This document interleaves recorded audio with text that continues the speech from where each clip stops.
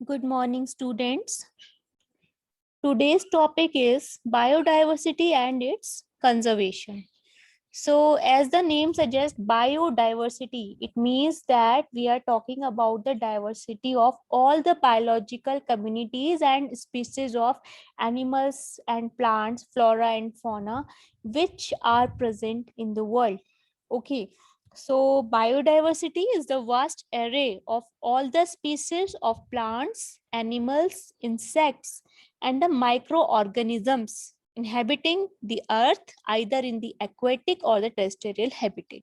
So या तो water में एक्वेटिकली या फिर जो टेरेस्ट्रियल मतलब जो लैंड पर हैबिटेट्स हैं वहां पर जितने भी प्रकार के स्पीसीज अवेलेबल हैं, whether they are in the form of plants, animals, insects or any kind of microorganism, bacteria, fungi, algae, etc. तो इन सभी की जो वास्ट वैरायटी है उसी को हम बायोडाइवर्सिटी के नाम से जानते हैं. The human civilization depends directly or indirectly upon this biodiversity for their very basic needs of survival. Food, fodder, fuel, fertilizer, timber, liquor, rubber, leather, medicines and several raw materials.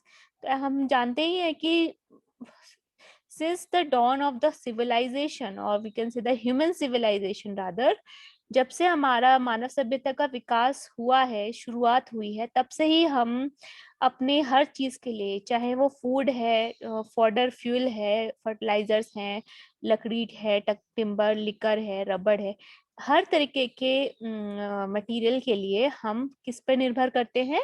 हम biodiversity पर निर्भर करते हैं.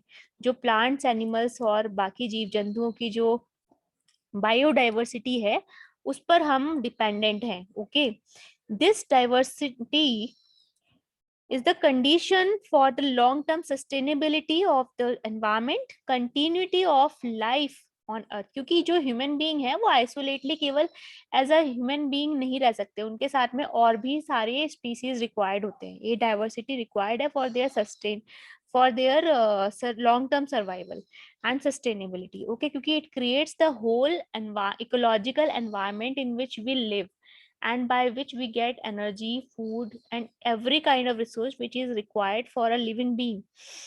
Although our understanding of the earth's organism, its biological resources is still imperfect, there is no need that the abundance and diversity of living organisms provide many benefits. So there is no doubt obviously कि जो भी इसका abundance है, diversity है living organism की, इससे हमें बहुत प्रकार के बेनिफिट मिल रहे हैं. It makes our environment very beautiful and interesting place to live with. Okay, and biodiversity is generally described in terms of three fundamental and hierarchically related levels of biological organisms. So तीन प्रकार की mainly biodiversities होती हैं. First is the genetic diversity, second is species diversity and the third is ecosystem diversity. So genetic diversity includes the genetic variations within species, both among the geographically separated populations and among the individuals with single population. तो genetic diversity का मतलब है जब हम बात करें कि species के अंदर जो ओवर द टाइम और because of some geographic distance जो उनके अंदर वेरिएशंस आ रहे हैं, जो चेंजेस हैं, हम उसकी बात कर रहे हैं. Among the individual with in the single population, एक सिंगल पॉपुलेशन में भी जो इंडिविजुअल्स में जो वेरिएशंस हैं, जो वैरायटी है, उसकी बात हम यहाँ पे कर रहे हैं. Then the second kind of biodiversity is the species diversity, कि कितने प्रकार के स्पीशीज हैं. It includes full range of species from the micro organisms to the giant and mammoth variety of plants and animals. मतलब जो full range of species है, चाहे वो स्मॉल लिविंग बींग्स हैं, चाहे वो बहुत जाइंट और बड़े साइज के विशाल प्लांट्स और एनिमल्स हैं. Okay, for example single celled virus bacteria भी होते हैं, मल्टी सेलुलर प्लांट्स होते हैं, एनिमल्स होते हैं. तो जैसे कि अमीबा, पैरामीशियम में these are single celled viruses and bacterias, और कुछ मल्टी सेलुलर प्लांट्स, एनिमल्स और फंगाई होते हैं. तो these are the example of species diversity. And the third kind of biodiversity is the ecosystem diversity. तो ecosystem biodiversity में we study about the variations in the biological communities in which species live, exist and interact. So as we know that ecosystem is the interaction and relationship between various biological communities as its definition suggests. Similarly, here we study about the variation in the biological community within which we live, exist and interact. So genetic diversity को अगर हम थोड़ा detail में study करें तो यही है कि जेनेटिक डाइवर्सिटी में हम over the period of time जो पर्टिकुलर स्पीशीज में या इंडिविजुअल्स में चेंजेस आ रहे हैं या because of the geographical distance और सेपरेशन जो चेंजेस आ रहे हैं उसके बारे में पढ़ रहे थे. तो now the next thing is why it is important to conserve our biodiversity. ये जो हमारे इतने विविध प्रकार के पेड़ पौधे हैं, जीव जंतु हैं, इनको प्रोटेक्ट करना क्यों इम्पोर्टेंट है. So it is important because over the time it is observed that our biodiversity is being diminished or destroyed in a number of ways, either by the natural changes or by the human disruptions. Human की जो activities हैं like deforestation है आपका, और ये dam making है, बहुत सारी जो इस तरीके के जो आर्टिफिशियल मैन मेड एक्टिविटीज हैं, इनकी वजह से जो एनवायरनमेंट में हार्म हो रहा है, उसकी वजह से हम जो डिफॉरेस्टेशन हो रहा है या डेजर्टिफिकेशन होता है, उसकी वजह से क्या हो रहा है कि उन पर्टिकुलर फॉरेस्ट में रहने वाली जो बायोडाइवर्सिटी है वो भी क्या हो रही है, डिमिनिश हो रही है या उसको हार्म हो रहा है, वो डिस्ट्रॉय हो रही है. और बहुत सारे नेचुरल चेंजेस की वजह से भी वो एक्सटिंक्ट होते जा रहे हैं, खत्म होते जा रहे हैं बहुत सारी प्रजातियां जीव जंतुओं की. Loss of even a single species is considered as a tragedy, as each form of life in a natural storehouse of irreplaceable substances. Okay, तो ये एक बहुत बड़ा लॉस है अगर एक सिंगल स्पीसीज का भी लॉस. जैसे हम पहले हम देखते थे कि डायनासोर्स होते थे, बहुत सारे अलग अलग प्रकार के जीव जंतु होते थे, बहुत अलग अलग तरह के प्लांट्स होते थे. ओके, जो कि अब रेयर हैं या एंडेंजर्ड हैं, जो कि अभी बिल्कुल खत्म होने की कगार पे हैं, लुप्त प्राय हैं. और कुछ तो ऐसे हैं जो बिल्कुल ही एक्सटिंक्ट हो चुके हैं, वर्ल्ड में से बिल्कुल ही गायब हो चुके हैं. ठीक है, तो एक पर्टिकुलर सिंगल स्पीसीज का लॉस भी बहुत बड़ी ट्रेजेडी मानी जाती है एक नेचुरल स्टोर हाउस को, क्योंकि उसको रिप्लेस नहीं कर सकते आप, उसको वापस नहीं ला सकते. As species become extinct, the fine balance of nature is disturb to great extent. Loss of even a single species can alter a food chain. क्योंकि अगर एक सिंगल स्पीसीज भी लॉस, जैसे कि हमने देखा कि इतनी सारी फूड चेन्स के बारे में हमने पढ़ा, like snake, the particular eagle is having a snake और उसको कोई खा रहा है, एक दूसरे जानवर को कोई खा रहा है, कोई खा रहा है. तो अगर उसमें से बीच में से एक पर्टिकुलर स्पीसीज भी, एक पर्टिकुलर एनिमल भी अगर वहां से एक्सटिंक्ट हो जाता है तो पूरी की पूरी फूड चेन ब्रेक हो जाती है. ओके, इकोसिस्टम क्या हो जाता है, डिस्टर्ब हो जाता है और अपसेट हो जाता है. ठीक है, और पूरा उसका बैलेंस जो होता है वो बिगड़ जाता है. जो एक स्पीसीज है दूसरे स्पीसीज का प्रे बनाती है, वो पूरा बैलेंस उसका बिगड़ जाता है. Natural causes of species loss. Okay, so natural causes of species arise through the processes of mutation, isolation and natural selection. So natural causes species होती हैं जो कि naturally evolve होती हैं. Evolution can proceed gradually over millions of years or may occur in large jumps when new organisms migrate into an area or when environmental conditions change rapidly. तो naturally जो species occur करती हैं, they either proceed gradually, वो धीरे धीरे over the period of time और million years होती है. जैसे कि हमने देखा कि we used to be early man earlier, we used to walk like animals. अब जो हमारे जो हैंड्स हैं, they also used to be our 2 legs and now we have evolved into human beings of this modern era. तो हम लोग कैसे gradually evolve हम लोगों ने किया है in our present condition. Okay, इसी तरीके से बहुत सारी स्पीसीज हैं जो पहले कुछ अलग प्रकार के होते थे, अलग तरीके के, अलग उनका अपीयरेंस होता था, अलग तरीके की उनकी हैबिट्स, अलग तरीके की उनकी कैपेबिलिटीज होती, लेकिन now they are different. But it is also observed that in many species many new organisms have been created. तो एक उसमें large jump भी आया है because of the migration of some species from different areas and then they mutate and they breed with another species and they create a new species. तो उस तरह से भी species create होती हैं. In a sense, species that are replaced by their descendants are not completely lost. The much larger modern horse, for instance, has replaced the tiny hypohippus. Okay, तो इस तरह से भी species क्या कर रही है, evolve करती हैं. Then the human caused extinction. Human जो ह्यूमन बींग्स है उनकी वजह से भी स्पीसीज में या बायोडाइवर्सिटी में एक्सटिंक्शन देखा जाता है. Man has a long history of dependence of biological resource, hence depletion of resources is obvious.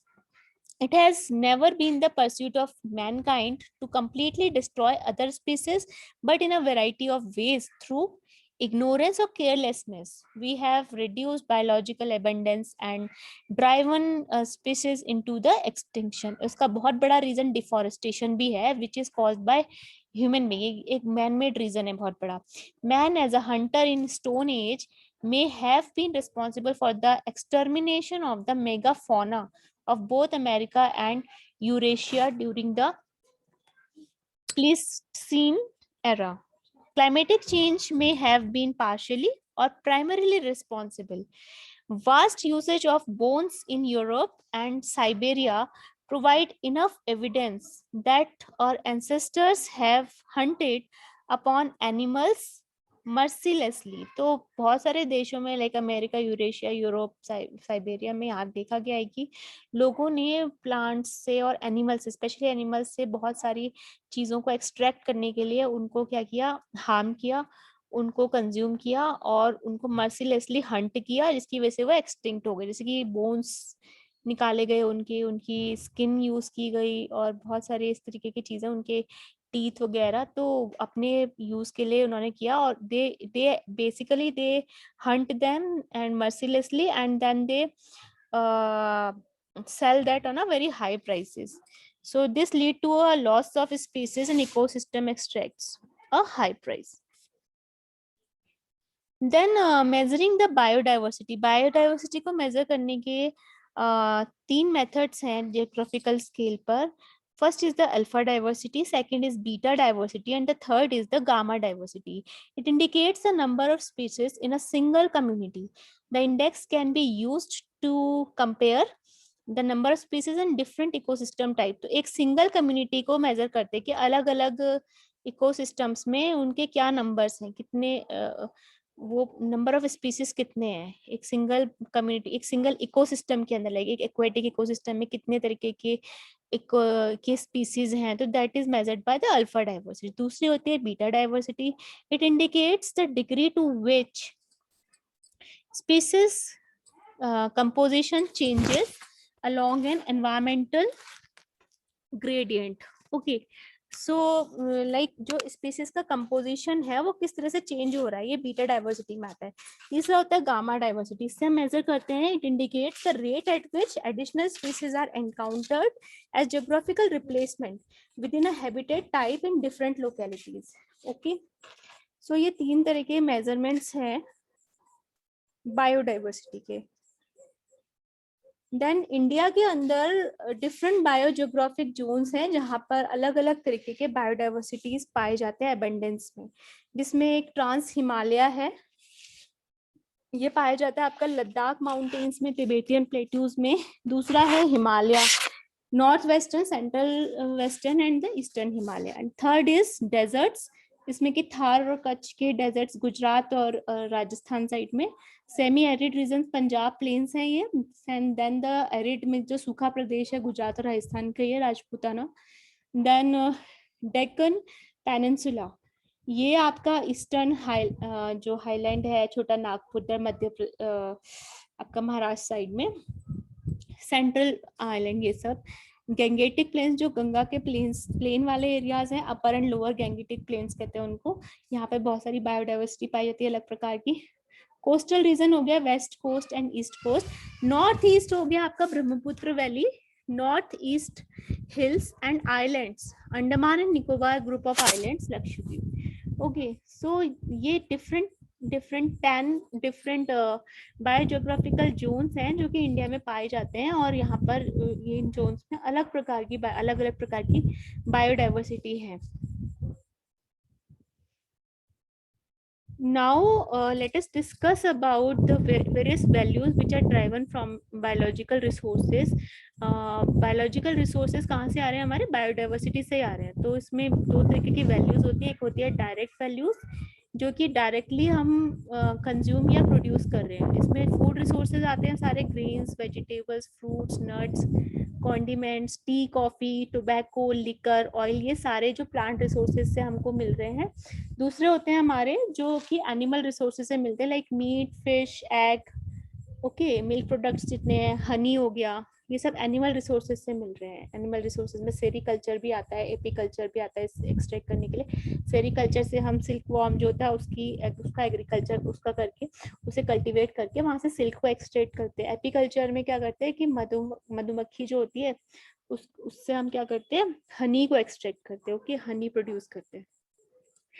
इसके अलावा और भी बहुत सारे अदर रिसोर्सेज हैं which we extract from the biodiversity, specially the fauna. All the medicines, fuels, timber, household accessories, fodders, fiber, fertilizers, wool, leather, paint, resins, wax and thatch, ये सारी चीजें यहाँ से मिलती. इसके अलावा ऑर्नामेंटल प्लांट्स होते हैं, rubbers, okay, cream, silk, feathers, decorative items. तो ये सारे हमको, ये सब all these provide us the direct values which are extracted from the biodiversity. दूसरा हो गया इसमें इनडायरेक्ट वैल्यूज. इनडायरेक्ट वैल्यूज में आपका होता है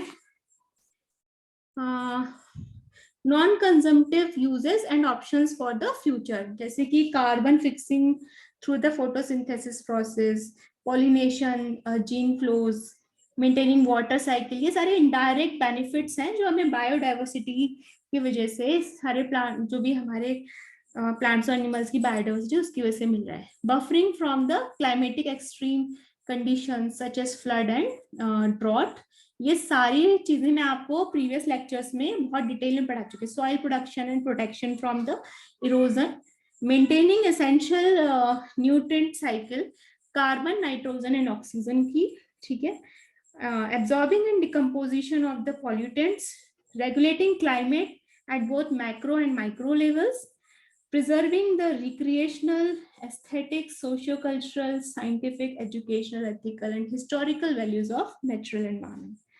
Then the consumptive use, as we have already discussed this particular topic in the direct values. The productive use में आपको पता ही है कि यहाँ से बहुत सारे commercial मेडिसिन्स हो गया और बहुत सारी चीजें मिली, लाइक रबर, ओके, बहुत सारे हर्ब्स हैं, gums, vegetable oil, waxes, essential oils, ये सारी चीजें हमको यहाँ पे से मिलती है. ओके, कहाँ से? हमारे जो बायोडाइवर्सिटी है फ्लोरा की, वहां से मिल रही है. हॉर्टिकल्चर, फ्लोरिकल्चर, ये सारी चीजें. ओके, बहुत सारी मेडिसिन्स हैं, बहुत सारे एरोमेटिक प्लांट्स हैं वाइल्ड लाइफ में जिनके की बहुत सारे मेडिसिनल एडवांटेज हैं, ठीक है. And we should encourage all the in situ and ex situ conservation of biodiversity. Okay, जैसे यहाँ पर इंडिया में भी हैं बहुत सारी इन सिटू, मतलब जैसे आपके नेशनल पार्क से, रिजर्व से, बायोस्फीयर रिजर्व से, ये सारे आपके इन सिटू कंजर्वेशन में आता है. एक्स सिटू कंजर्वेशन जो आर्टिफिशियली लाइक हम जू वगैरह क्रिएट करते हैं उसमें आता है, जैसे वैली ऑफ फ्लावर है रोहतांग में, ओके, और ये सब है. तो यहाँ पर क्या कर रहे हैं, हम बहुत सारी बायोडाइवर्सिटी को प्रिजर्व कर रहे हैं for the commercial as well as the medicinal use for the human beings. So that's it about today's lecture, students. Thank you very much.